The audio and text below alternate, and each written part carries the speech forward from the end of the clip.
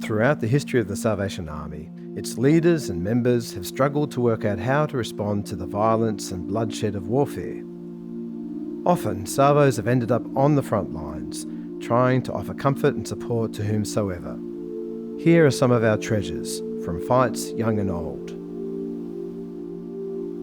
This china plate, made in France in 1899, is taking the mickey out of England for allowing Salvation Army forces to minister to combatants and non-combatants in South Africa during the Boer War.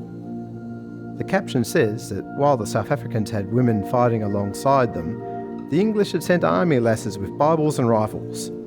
Salvation Army men and women? Yes. Bibles? Yes. Rifles? No. This tattered flag was draped over the bodies of young Australians who died in battle on the Western Front in France, as they were buried in battlefield graves by Salvation Army chaplain Major William Mackenzie, or Fighting Mac as he was better known. Earlier, at Gallipoly's Lone Pine, he had buried more than 460 of his mates. Red Shield representative John Blake played this concertina to Australian troops in North Africa, Greece and Syria. Ordered to dump all non-essential gear in a rushed evacuation from Greece, hard pressed by the Nazis, Blake smuggled his concertina into a horse's nose bag placed around his neck under his greatcoat. Blake and his concertina got away.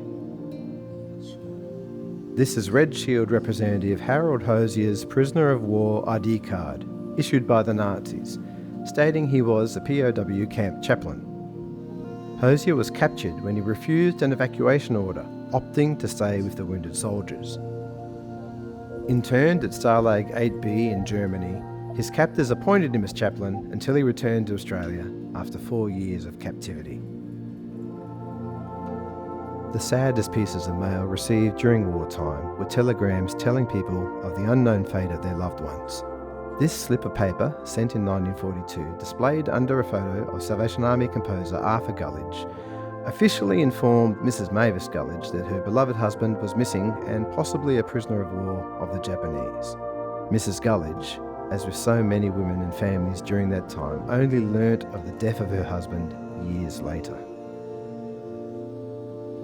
The Salvation Army, while acknowledging times when war is unavoidable, believes violence is never a lasting solution to conflicts.